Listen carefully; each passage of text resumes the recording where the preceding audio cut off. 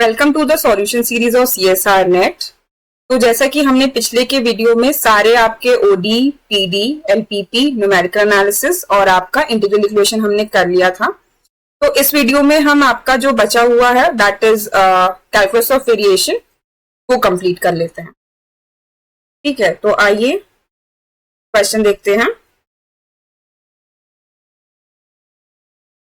तो calculus of variation में आपका कुल मिला के 3 क्वेश्चन आया हुआ था, जैसा कि आप सभी को पता है, और तीनों ही क्वेश्चन मुझे लगता है काफी इजी क्वेश्चन थे। ज्यादा सोच विचार करने वाली कोई चीज थी नहीं इसमें। तो चलिए बनाते हैं। आपको जो बिल्कुल पहला क्वेश्चन दे रखा था वो दे रखा है कि let y(x) and z(x) be the stationary function of the variation problem. आपको दो वेरिएबल में वेरिएशन प्रॉब्लम दे रखा है और आपको सब्जेक्ट टू मतलब जो भी आपको कंस्ट्रेंट्स भी दे रखे हैं। तो आपसे पूछ रहा है कि which of the following statement are correct. ठीक है, तो यहाँ पर सबसे पहले तो आपको इंडिविजुअली y और z निकालना पड़ेगा। तो बहुत ही ज्यादा इजी था ये, अगर आप लोगों ने इसको ध्यान दिया होगा। अगर आप ये लिखती हूं मैं, आपको जो f दे रखा है नॉर्मली, चलिए लिख लेती हूँ यहाँ पे मैं, y डैश का स्क्वायर प्लस z डैश का square plus y dash z dash. ठीक है, तो this is independent of x and y and this is independent of x and z। ठीक है, सबसे पहले तो ये देखिए, this is independent of x and y and x and z।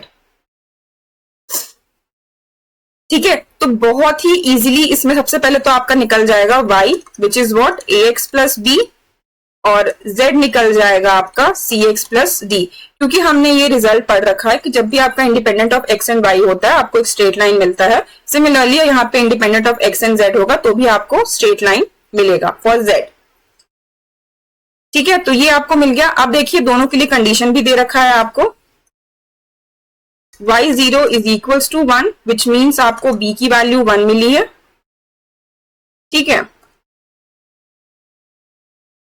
और आपको दे रखा है y at 1 is equals to 0 which means 0 is equals to a plus 1 which means a is equals to minus 1। तो जो आपको y आया वो क्या आया, a की वैल्यू आपको -1 मिली और b की वैल्यू 1, तो 1 माइनस x मिला आपको y।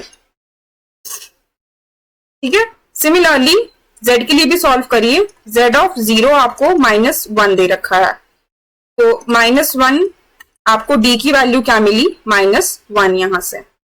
उसके बाद आपको z at 1 2 दे रखा है, तो ये आपका हो गया। c की वैल्यू यहां से मिल जाएगी आपको 1, ये 3 मिल जाएगा। ठीक है, तो z आपको मिल गया 3x माइनस 1। तो बस आपका yx और zx निकल चुका है। अब आपको ऑप्शन चेक करने हैं।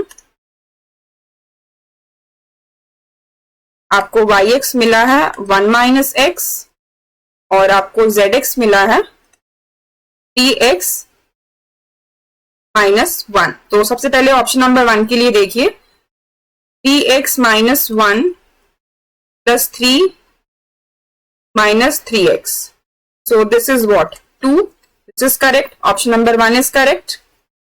ठीक है, फॉर ऑप्शन नंबर 2 के लिए देखिए, ये आपका 9x हो जाएगा, 9x प्लस नहीं sorry,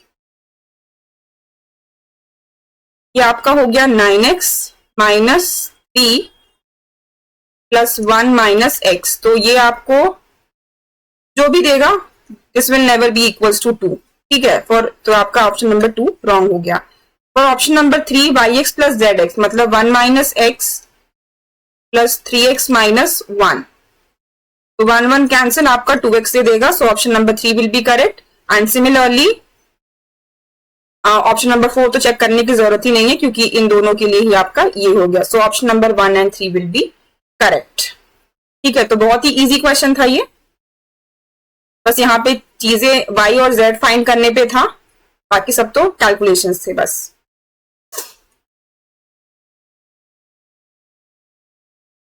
okay, then next question आपका आया हुआ था, यहां पे आपको दे रखा है कंसिडर द वेरिएशनल प्रॉब्लम, और आपको वेरिएशनल प्रॉब्लम दे रखा है इंटीग्रेशन फ्रॉम 0 से 1 वाई डैश का square minus y mod y y dash plus x y into d x. ठीक है, और आपको दे रखा है y zero is equals to 0 and y one is equals to 0। ठीक है, तो यहां पे देखिए आपका क्या होगा, चलिए इसको सॉल्व करना शुरू करते हैं। सबसे पहली बात तो इस चीज को ध्यान रखिए कि मॉड वाई दिया हुआ है, तो आपके कुल मिला के पॉसिबल है कि दो एक्सट्रीमल्स निकल के आए। ठीक है, या दो इक्वेशन निकल के आए, चलिए देखते हैं क्या आता है। और यहां पे मैं पहले लेके चलती हूं आपका एफ को वाई डैश का square minus y square y dash plus x y. ठीक है, और एक आपका आएगा वाई डैश का square plus y square y dash plus x y. ठीक है, आप सभी को फॉर्मूला पता है, del f by del y minus d by d x of del f by del y dash is equals to 0। ठीक है, तो आइए फिर इसको सॉल्व करते हैं। ये क्या हो जाएगा, -2y y dash plus x, और ये हो गया आपका डी बाय डी एक्स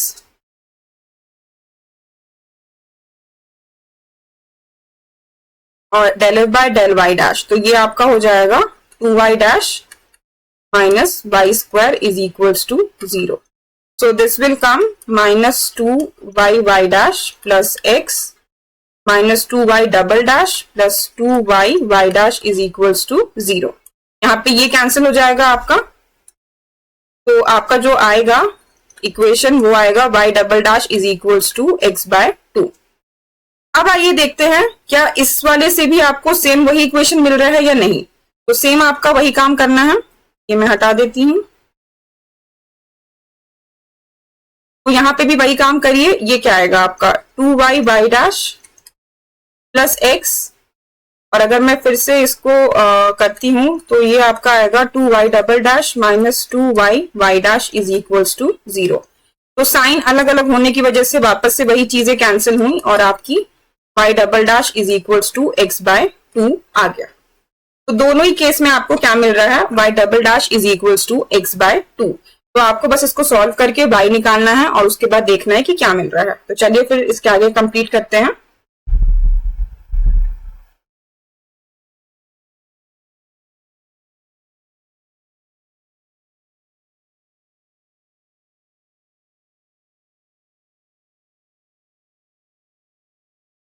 ये आपका हो गया y double dash is equals to x by 2, तो y डैश हो गया आपका x square by 4 plus c1, और y हो गया आपका x cube by 4 3 12 plus c1x plus c2। अब आपको कंडीशन भी दे रखा है, दैट इज y0 पे 0 और y1 पे भी 0। तो y0 पे 0, तो यहां से आपको c2 मिल जाएगा 0 एंड y1 एट 0, तो यहां से आपको मिल जाएगा 0 1 bye 12 plus c1 which means c1 आपको मिल गया -1 बाय 12। तो जो आपको y मिल रहा है, y क्या मिल रहा है, x cube -1 upon 12 -1 sorry x है। तो यहाँ पे आपने देखा कि px के जो आपका p जो आपने डिनोट कर रखा है वेरिएशनल प्रॉब्लम को, या yx के बारे में मैं बोलूं तो क्या मिल रहा है आपको, has a unique stationary function y and not identically equal to 0। ठीक है, तो यहाँ पे यूनिक मिल रहा है, तो नो सॉल्यूशन होने का पॉसिबिलिटी नहीं है, आइडेंटिकली 0 भी नहीं हो रहा है और इनफाइनाइटली मेनी स्टेशनरी फंक्शन होने का भी पॉसिबिलिटी नहीं है। ठीक है, तो ये भी आपका इजी क्वेश्चन था। ठीक है, चलिए last and the final question is, suppose yx is an extremal of the following function, आपको फंक्शनल दे रखा है j of y is equal to integration from 0 से 1 y x square minus 4 y x y dash x plus 4 y dash x का square. ठीक है, मुझे ऐसा लगता है कि सबसे इजी क्वेश्चन सीओबी का यही था। कुछ भी नहीं करना है, आपको एफ दे रखा है y square minus 4 y y dash plus 4 y dash square. आपको दे रखा है del f minus del y d by d x of del f by del y dash is equals to 0। तो देखिए इसको क्या करेंगे हम, ये आपका हो गया 2y minus 4y dash and this is d by d x of minus 4y plus 8y dash is equals to 0। ठीक है, ये आ गया आपका। तो और सिंप्लीफाई कर लेते हैं, ये आएगा आपका 2y माइनस 4y डैश और ये हो गया आपका minus minus plus 4y dash minus 8y double dash is equals to 0। तो यहां से आपका ये कैंसिल हो गया, ये मिल गया आपको y डबल डैश माइनस, इसको 4 लिख लीजिए, y इज इक्वल्स टू 0। तो यहां से जो आपको इक्वेशन मिलेगा ऑक्सिलरी इक्वेशन वो मिलेगा m square is equals to 1/4 या m square minus 1/4 is equals to 0। तो m जो मिला आपको क्या मिला, प्लस माइनस 1/2। तो फाइनली जो आपको yx मिलेगा वो आपको मिलेगा c1 e का power half x plus c2 e का पावर माइनस हाफ x। ठीक है, c1 c2 की वैल्यू निकालने के लिए भी आपको कंडीशन दे रखा है, that is y0 is equals to 1 and y dash at 0 is equals to half. तो y0 इज इक्वल्स टू 1 हो गया, तो यहाँ पे आपको c1 plus c2 is equals to 1 और y dash 0 is equals to half है, तो ये आपका हो गया c1 अपॉन 2 ये minus c2 upon 2 is equals to 1/2। So solving these two equation, we will get C1 is equals to 1 and C2 is equals to 0।